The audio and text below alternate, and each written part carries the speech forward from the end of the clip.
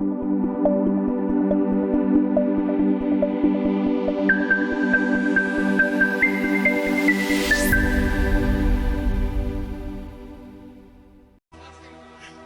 my God. You know, all the superhero movies that you have seen Hollywood produce, they are all trying to give you a spiritual message. Mind you, the guys in Hollywood, they are not fools. Of all the things that they are doing, entertainment is not one of it. No spirit is interested in entertaining you. No spirit wants you to laugh, and then that's all. Every content is for two assignments, either for edification or for corruption.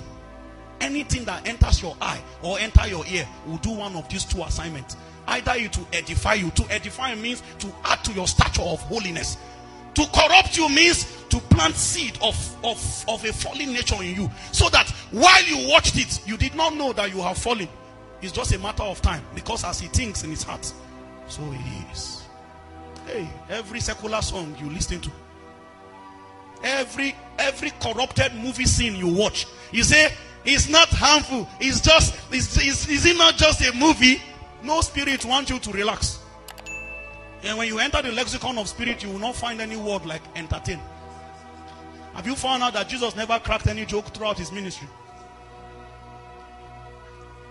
Was there any point where Jesus was teaching and you heard that the Bible says, and the people laughed? You are even laughing.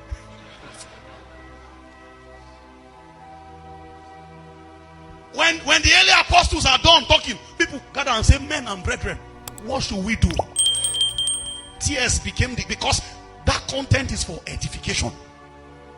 Spirits have found ways to deceive us.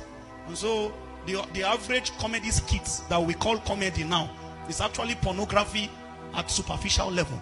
You don't know why the ladies are dressed that way. You don't know why they are selling those subconscious messages to you and leaving your mind to complete the imagination. It's corruption they are selling to your soul.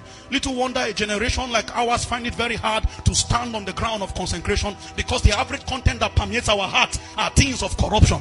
The Bible says, know ye not that if you sow to the flesh, you will of the flesh reap corruption.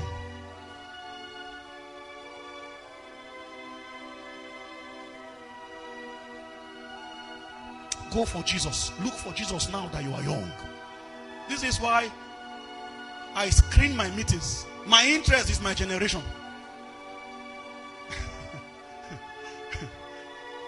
Look for Jesus now, because very soon you will find out that certificate without Jesus is still zero. Hey, I've seen it too many times. You will find out that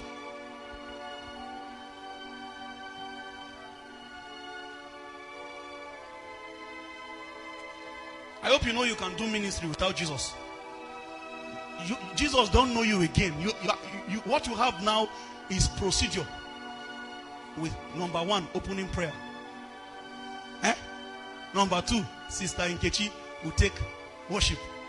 Then they call Sister Nkechi and say, are you ready? And they say testimony. And they write offering with capital letter. Then you repeat it for 40 years.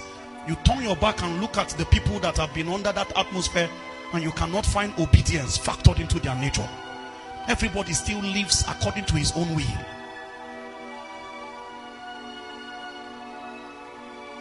You know, you don't have a particular challenge in this space. Anywhere you enter, at least looks like a Christian dominated area.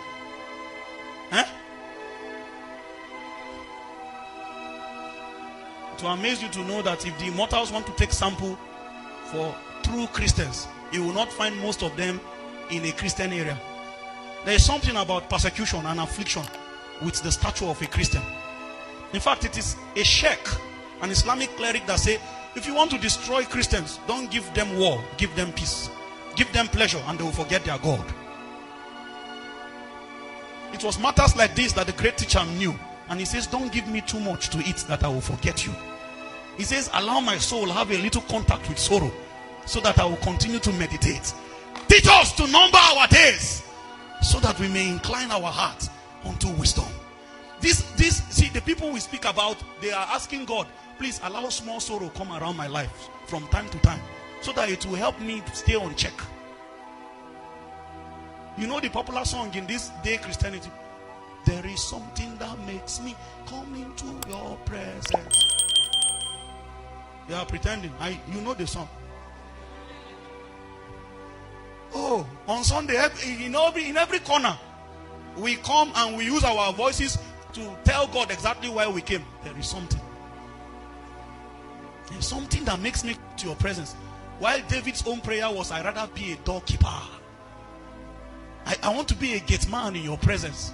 But this generation say, you see, we call God all kinds of names, and the names we bestow upon him is a reflection of what we are looking for from him. The best of what we have is that we are using God. And God knows we are using him. But he is too in love to give up on us. Why did you come to him? You want to use him. Some of you have used him to a level. Some of you are planning to use him, and he knows he has checked your diary. He saw the things you wrote. Your best vocabulary is me, myself, and I. Every time you speak is by the grace of God. So you first use him. Then you say, when I graduate, I will serve in. Then I will get a job here. I will marry. You needed to see my plan. My plan was immediately after my MSc, I go straight to Abuja, live near Koza, in Guzape Hills. Oh, it's those terrace buildings. I've put myself in one of those apartments, and I'm going to cut a beautiful damsel. I say I will serve you, oh God. You can see my heart, Father. I will be a. You know, there's a way you'll be telling God, just try me and see. God, just trust me with this thing. And God don't need to try you. He has seen your end from the beginning. While you are talking, they say, look at this liar. There's a way you are praying now. That thing you are praying for, because of God's, Jesus. You know, there are characters that you need to be perpetually conscious about concerning God, so that you will know he's not a man. And when you are talking to him, you will look at him from the lens that he's not like I cannot pray around him. God is at the end from the beginning. He's not Alpha and Omega. He's Alpha Omega. He is both in the end of a matter that has not even begun yet. So while you are saying, Lord, bless me, and I will, you know, you came out from one all night, and they say, maybe you should try the another dimension of prayer. And then you say, what is the another dimension? You know, there are too many dimensions in this generation. So they added one new rema to you. And they say, in this context, don't ask God for anything for yourself. Pipe your request through his own will. So you say, Lord, you know, Anna has been crying, give me a child, give me a child, give me a child. It has not come. Then they say, tell God that, give me a child, and I will give it back to you. Just make me a route to host a baby for you. Hey, then you now come with your greedy heart and say, Lord, bless me and I will become a kingdom fire. Before you finish, say kingdom fire. They will carry 2 billion in the world of spirit and add to your spirit, and watch the change of shape of your spirit. That is before you say finance.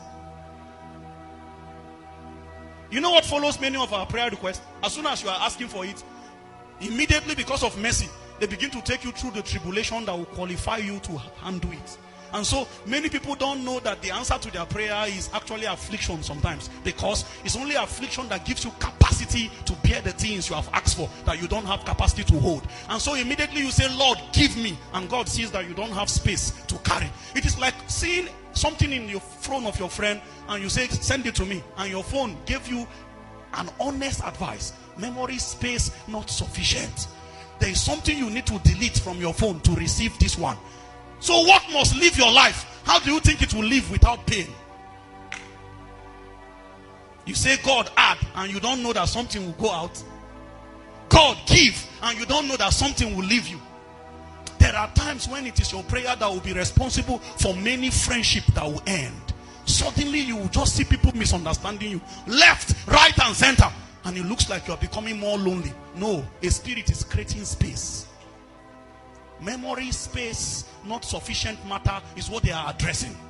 There are times you will pray and say, Lord, increase this business, and God will shut down the business. Hey, and you say, it's as though that prayer did not work. It was, in fact, it was when I prayed the prayer that the little spirits are creating space. Jesus says, I have yet so many things to say unto you. But the challenge is you cannot bear them. You don't have space.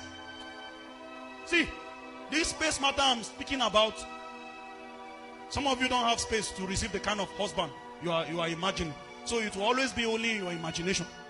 There is a space. That your selfishness, that your self-centeredness, Jesus will use experience to break it. People will shatter your hearts in multiple pieces. And you will think that it's even after a heated prayer time when you have decided to live holy and righteous. Now you are now meeting all kinds of questionable brothers. It's space business. They are creating space. You will go back and cry and say, Lord, but this is not the plan. I asked you before I entered this relationship.